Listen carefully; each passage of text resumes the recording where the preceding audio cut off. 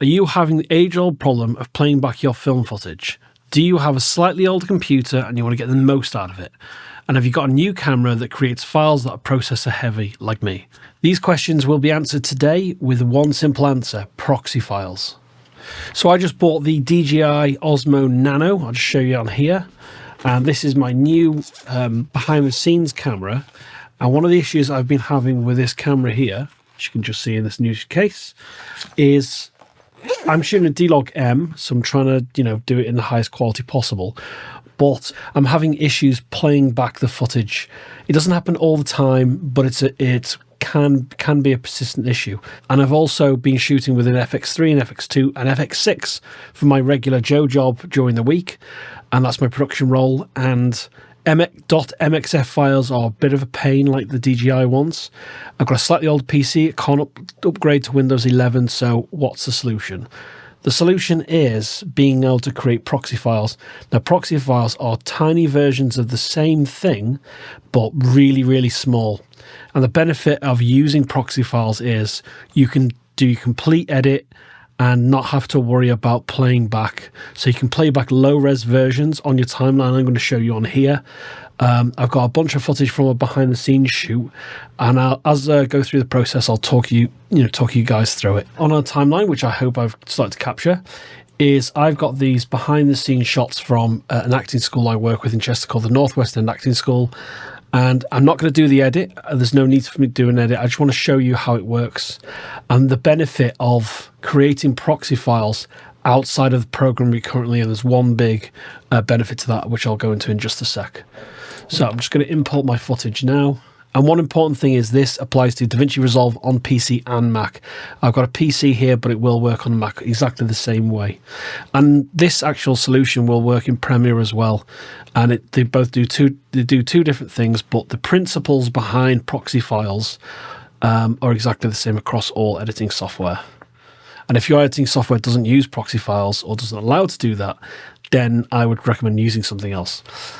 Okay, so I'm going to go into it. So if I go to edit, I've just got some clips here from the acting school. And they're playing back okay. But this doesn't always play back okay. So what's the solution? So I'm going to create the proxy files now. So what you can see now is I've got over 45 minutes of proxy files on the timeline.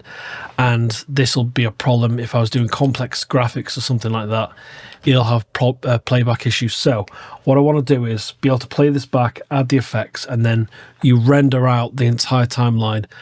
And the software is smart enough to know that you're not going to use the low-res proxy files. It'll actually link back to the original files, which will always stay in the same place, and use those for exports and to add the color to and everything. So I'll show you that now.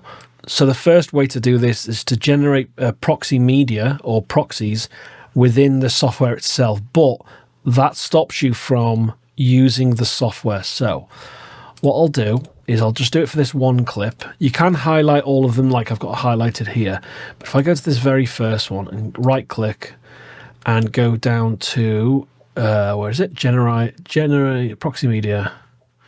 Generate proxy media. And it'll take a certain amount of time. It's going to take a few minutes now, and that's per clip. But as you can see, I can't do anything else. So this will stop me from using editing software if I wanted to go to a different sequence or use something that wasn't as heavy. This looks like it's going to take a few minutes. But the way to do it, instead of wasting your time monopolizing all of the actual program, is to hit cancel on that. When you install DaVinci Resolve or DaVinci Resolve Studio, it installs Blackmagic Proxy Generator. And so we're going to open that separate little program up. It's dead simple to use, and that'll help create the proxy files and allow you to continue to use your editing software at the same time, which is a really important key and why I use this method.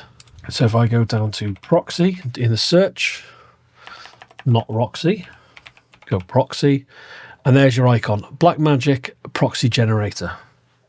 So I've been using this for about a year now. Before that, I've never used it. I don't know how long it's been out, or it's probably been out for a long time, but I use it quite a lot now. So if I open up Blackmagic proxy generator.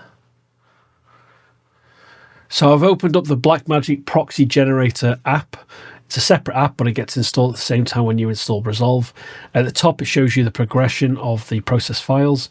In the middle, it's the proxy format, but what I'd go for is the actual lowest quality, because if you know what the content is, it actually doesn't show you too bad an image. It's not great, but that's the whole point. It's low res, so you play back through it really quickly. So I'd actually choose H.264 8-bit 420 and then half res 1080p. So we're going to add a watch folder. So that's the folder where everything is stored. Click add, and I'm going to go to production, Northwest End Acting School, that's who it's for, 2026, and Osmo Nano. And it says there's nothing there, but you're just opening the folder. All my files are there from the shoot. Select folder, and it goes Osmo Nano. It detects everything, and you don't have to delete proxies or extract proxies here. It does all that itself. Sorry about the mumbling. And all I do is press start. So if I press start there, it shows the progress at the top, and it says processing 1 of 20.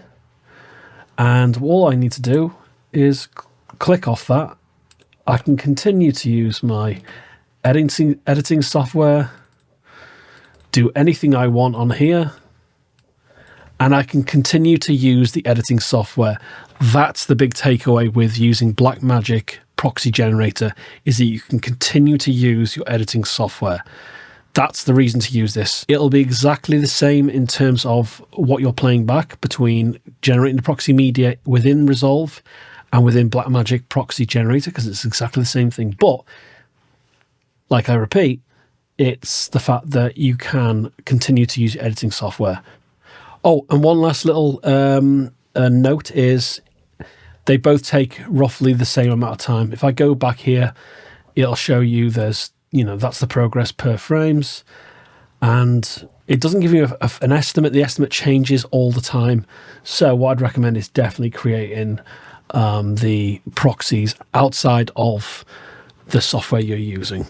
And if I look back at the timeline, which is really nice to see, you'll see this icon here, little proxy icon, and that means it's using the proxy files to play back, and it'll be even smoother now. So once that's done, all these clips on the timeline will have this pink proxy logo, and you control your what files are used by playback here at the top, and proxy handling, and then prefer camera originals. They'll switch back and they'll have this white HQ logo, high quality, but always use your proxies. If you've created them, why not? So you go to prefer proxies, and it doesn't matter which one you're on, it'll always use the high quality versions when you export.